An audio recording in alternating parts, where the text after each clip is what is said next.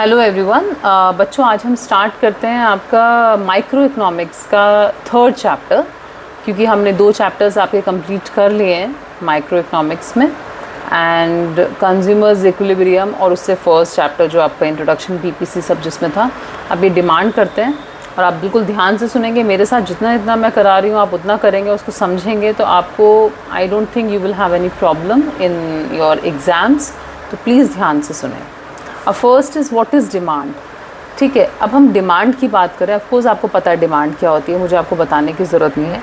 तो इसमें हम क्या क्या चीज़ें करने वाले हैं। पहला, to study a price mechanism. यहाँ पे हम ये पढ़ेंगे कि मतलब जब डिमांड करते हैं, कोई भी सामान ले रहे हैं, उसका एक प्राइस फिक्स होता है।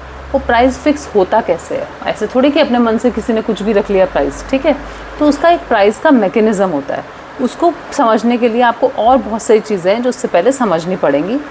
तो you need to understand the relation between change in price and change in demand. तो इसके लिए हमें पहले क्या समझना पड़ेगा कि प्राइस किस चेंज होने से हमारी डिमांड भी चेंज होती है, तो इनका रिलेशन। सेकंड, प्राइस के चेंज होने से सप्लाई भी चेंज होती है, इसका relation.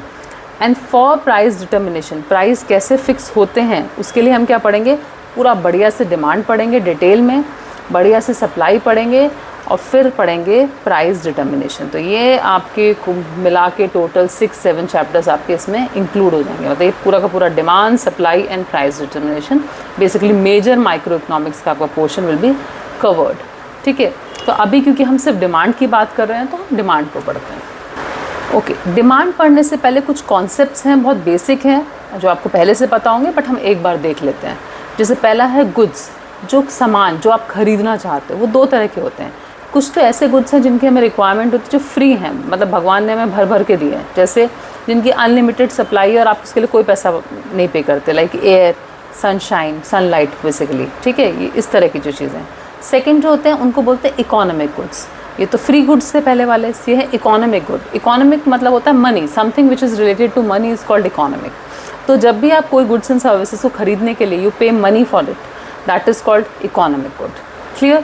Second term is market. Market क्या होता है? It's an area in which buyer and seller that goods are in contact with one another. मतलब एक ऐसा एरिया जब buyer and seller खरीदते हैं goods and services को और आपस में एक दूसरे के contact में आते हैं, that is called market, क्योंकि वहाँ दोनों होते हैं, buyer भी होता है, seller भी होता है। ठीक है।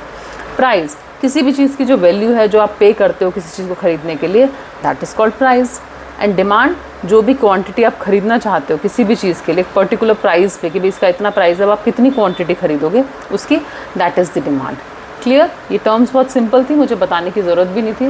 ओके, अब आती है आपकी काम की बात, that is determinants of demand. कौन से चीज़ें हैं जो डिमांड को डिटर्मिन करती हैं, मतलब इन्फ्लुएंस करती हैं, जिनके बेस पे डिमांड जो है डिपेंड करती है। तो अब डिमांड भी सिर्फ हम इंडिविजुअल की नहीं पढ़ेंगे, कोई हम इंडिविजुअल के बारे में भी पढ़ेंगे, यानी एक सिंगल जो कंज्यूमर है, जो ख़रीदने वाला है सामान, वो किस तरह की चीज़ों से इन्फ्लुएंस होता है डिमांड के टाइम पे। और एक मार्केट डिमांड, यानी कि पूरे मार्केट में उस कमोडिटी के लिए लोग जो खरीदना चाहते हैं उस कमोडिटी को, एक पर्टिकुलर कमोडिटी, एक कमोडिटी की बात हो रही है, because we are studying at micro level. तो हम माइक्रो लेवल पे जब चीज़ें पढ़ते हैं, नॉट एट मैक्रो, तो हम हर चीज़ को सिंगल तरीके से पढ़ते हैं। ठीक है, जैसे सिंगल कंज्यूमर की बात होगी, मार्केट डिमांड भी हो रही है, तो एक पर्टिकुलर आइटम, पर्टिकुलर गुड की मार्केट में कितनी डिमांड है वो पढ़ाई होगी। ठीक है, तो सबसे पहले हम पढ़ रहे हैं इंडिविजुअल डिमांड। इंडिविजुअल डिमांड मतलब एक कंज्यूमर जो है किस किस चीज़ से इन्फ्लुएंस होता है। तो पहला फैक्टर है इनकम ऑफ कंज्यूमर। तो जिस चीज़ से वो इन्फ्लुएंस होता है वो है इनकम, यानी कि उसके पास कितनी इनकम है। अगर कोई नॉर्मल गुड है, नॉर्मल गुड होता है जैसे आप जो नॉर्मल खरीद रहे हो, अगर आपकी सैलरी ठीक ठाक है आपके फादर की, तो जो भी सामान आप खरीदते हो तो उसे नॉर्मल गुड बोला जाएगा। तो a good whose demand rise is the rise in income, मतलब अगर आपकी इनकम बढ़ी तो आप वो चीज़ ज़्यादा खरीदोगे, कम हुई तो कम खरीदोगे। लाइक हम किसी को मिल्क मान सकते हैं, चॉकलेट्स ले लिया आपने, कोई भी गुड ले लिया, अच्छा सा पेन ले लिया, तो क्या होगा, पापा की इनकम बहुत बड़ी, पापा बोलेंगे बेटा ठीक है इस बार आपको और सामान चॉकलेट ले लो, और सामान ले लो, और पेन ले लो। मतलब जिस चीज़ की इनकम बढ़ने से आपने डिमांड बढ़ाई, इनकम कम हुई तो आपको थोड़ी कंजूसी करनी पड़ी और कम सामान लेना पड़ा, that is called normal good. And next is inferior good. Inferior good होते हैं जो थोड़ी सी कम क्वालिटी के होते हैं, जो थोड़ी सी बेकार क्वालिटी आप बोल सकते हो। तो ये गुड है कि अगर जब किसी के पास सैलरी इनकम कम होती है तो वो ज़्यादा खरीदता है उस सामान को। ठीक है, और जब किसी की सैलरी बढ़ जाती है तो इस सामान को ख़रीदना कम कर देता है। जैसे आप कुछ भी मान सकते हो कि राइस की मैं बात करूँ, राइस में बहुत सारी क्वालिटीज़ आती है, तो सबसे सस्ता वाला बेकार वाला क्वालिटी का अगर मैं राइस लूँ तो किसी की सैलरी बहुत कम है, मान लो कोई मेड है, उसकी सैलरी बेचारी की 8-10 हज़ार महीने के है, तो वो जो राइस खा रहे होंगे बहुत पुअर क्वालिटी का होगा, ठीक है। तो सैलरी अगर उसकी बहुत कम थी तो वो वाला राइस डिमांड कर रही थी, बट जैसे ही उनकी सैलरी मान लो उसके हस्बैंड की भी जॉब अच्छी हो गई या उसको भी और मिल गया 20-30 हो गई, तो they will buy better quality of rice, है ना। तो इनकम बढ़ने से उस इन्फीरियर गुड की डिमांड कम हो गई, इनकम कम होने पे बढ़ जाती है। तो इन्फीरियर गुड में इसका उल्टा चलता है, और नॉर्मल गुड्स में इनकम का इम्पैक्ट, प्राइस बढ़ा मतलब इनकम बढ़ी तो गुड ज़्यादा खरीदा जाएगा, इनकम कम हुई तो कम खरीदा जाएगा, इस तरह वो करता है। Clear? Okay, next point is own price of the good. Own price मतलब जो आपका प्रोडक्ट है, जो आप खरीदने जा रहे हो, उसका प्राइस क्या है। अगर उसका प्राइस ज़्यादा होगा तो you will demand less, and if price is less you will demand more. ये हमारा नॉर्मल नेचर है एक ह्यूमन बीइंग का। अगर हम डिमांड्स कब ज़्यादा करते हैं, जब प्राइस गिरते हैं, और जब प्राइस बढ़ते हैं तो हम ज़्यादा डिमांड करते हैं। So there is inverse relationship, right. Second, price of other good. Other good मतलब जो मैं सामान खरीद रही हूँ उसके और भी कुछ सब्स्टिट्यूट्स होंगे, यानी कि 2 तरह के हमारे अदर गुड होते हैं, एक होते हैं सब्स्टिट्यूट और एक होते हैं कॉम्प्लीमेंट्री, ठीक है। सब्स्टिट्यूट कैसे कि मान लो मैं चाय और कॉफ़ी को सब्स्टिट्यूट मान सकती हूँ कि चाय एक अगर मैं पीती हूँ, मुझे लगा यार चाय पत्ती तो बहुत महंगी होने लग गई, तो I will switch to coffee, या फिर कॉफ़ी महंगी होने लग गई तो I will switch to tea, ठीक है। तो this is called substitute good. Complementary goods होते हैं कि जो साथ में लिए जाते हैं, जैसे मैं अगर चाय लेती हूँ तो चीनी तो पड़ेगी उसमें, सेम विद कॉफ़ी। तो चीनी जो है या फिर दूध जो है वो चाय का क्या है, कॉम्प्लीमेंट्री गुड है, जो आपको लेना ही लेना है साथ में। तो इनका फ़र्क क्या पड़ता है, effect of change in price of substitute good. अगर जो हमारा सब्स्टिट्यूट गुड है, चाय की पत्ती और कॉफ़ी की अगर मैं बात करूँ, तो इनका आपस में क्या है, पॉजिटिव रिलेशन है, positive relation in price of substitute goods, ठीक है, and demand of given good.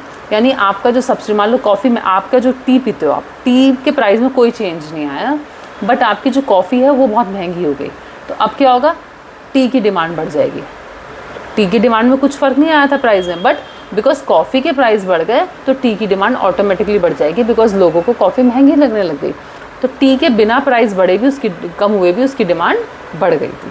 तो समझ आया, this is called positive relation.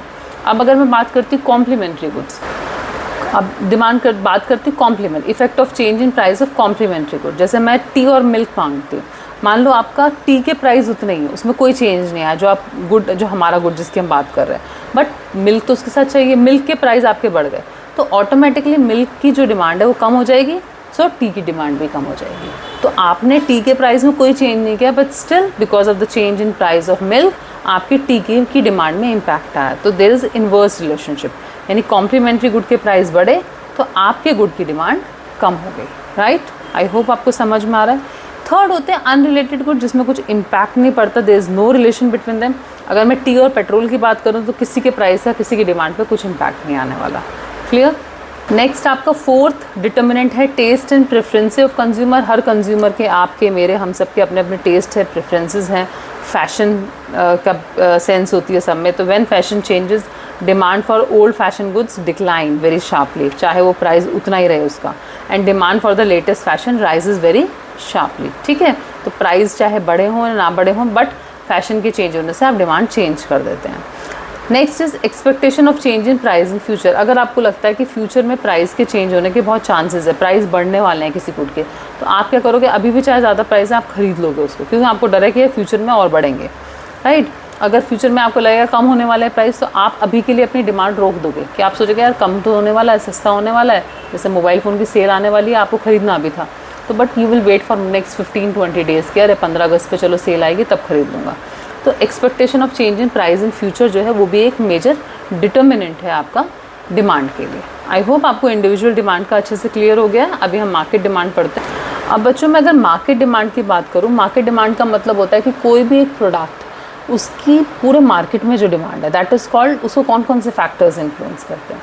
तो market demand is influenced by all the factors affecting individual demand for a commodity. In addition it is also affected by the following factors.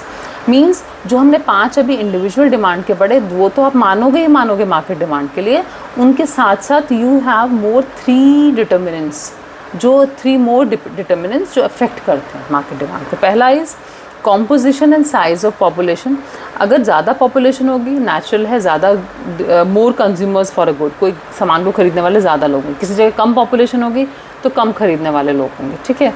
And its composition, किस as के लोग उस area में ज़्यादा हैं, बच्चे ज़्यादा हैं तो बच्चों के प्रोडक्ट ज़्यादा बिकेंगे, बुढ़े हैं तो बुढ़ों के, ठीक है। तो इस तरह पे इन चीज़ों का डिपेंड करता है कि आपकी कॉम्पोजिशन और साइज़ ऑफ पॉपुलेशन कैसा है, उस पर डिमांड इफेक्ट होगी। Next, distribution of income among people, if income distribution more in favour of rich, rich के फेवर में ज़्यादा इनकम है, मतलब हमारे यहाँ बहुत इनइक्वालिटी है, रिच के पास ज़्यादा पैसा है, गरीब गरीब है, तो जो लग्जरी गुड्स है उनकी डिमांड ज़्यादा होगी। लेकिन इन फेवर ऑफ पुअर, अगर पुअर लोगों के पास भी ठीक ठाक पैसा है, दैट मीन्स नेसेसरी गुड जो रोज़ की रिक्वायरमेंट है, ब्रेड, दूध, अंडा, घी, तो ये सारी चीज़ों की, तो इनकी डिमांड ज़्यादा होगी। Clear. And last point is seasons and weather, of course हमारी डिमांड सीजन और वेदर पे डिपेंड करती है। गर्मियों में गर्मियों के कपड़े खरीदेंगे, समर्स में समर एंड रेनी में रेनी, तो ये सब मार्केट डिमांड को इफ़ेक्ट करते हैं। तो आई होप आपको अच्छे से इंडिविजुअल डिमांड और आपको सेकेंड आपका मार्केट डिमांड अच्छे से क्लियर हो गया होगा। अब आप फटाफट से इनका एक हम शेड्यूल और ग्राफ देख लेते हैं कि डिमांड का शेड्यूल और ग्राफ कैसा होता है। अगर इंडिविजुअल की हमने बात करी थी, तो इंडिविजुअल के हम क्या मानेंगे कि इंडिविजुअल के शेड्यूल को पढ़ने के लिए हम जितने भी सारे फैक्टर्स जो डिटरमाइन करते हैं डिमांड को, उन सबको हम कांस्टेंट मान लेते हैं, एक्सेप्ट प्राइस। हम सिर्फ प्राइस में चेंजेस देख रहे हैं कि हाँ, उस जो गुड हम खरीदना चाहते हैं उसके प्राइस में कितना चेंज आ रहा है, और डिमांड और बाकी फैक्टर्स को हम कांस्टेंट रखते। तो हमने माना जो मेरा गुड खरीद रही हूँ उसकी 5 अगर प्राइस था तो I was demanding 100 units of that. अगर प्राइस कम हुआ 4 देन 200, यानी जैसे जैसे प्राइस कम हो रहा है I am demanding more units of that good, ठीक है।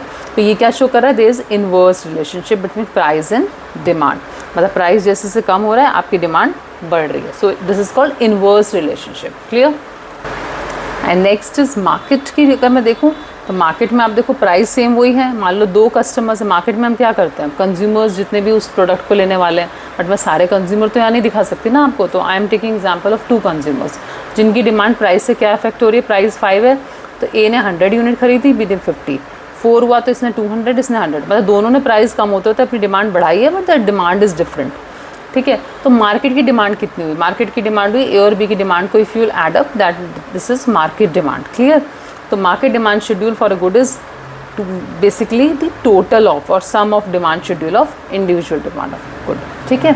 मार्केट डिमांड क्या होती है, कंज्यूमर जो इंडिविजुअल्स हैं उनकी डिमांड को और आप ऐड कर देते हो तो you will get market demand. I hope ये आपको मैंने जो समझाया है अच्छे से समझ में आया है, और मैं सारे टॉपिक्स आपके इंक्लूड करूँगी, अगर मतलब आप मेरे साथ पढ़ें साथ साथ, तो it will cover all, we will cover all the topics and you will not have any problem in your exams, but promise me you will share my videos with your friends and like them, and thank you so much.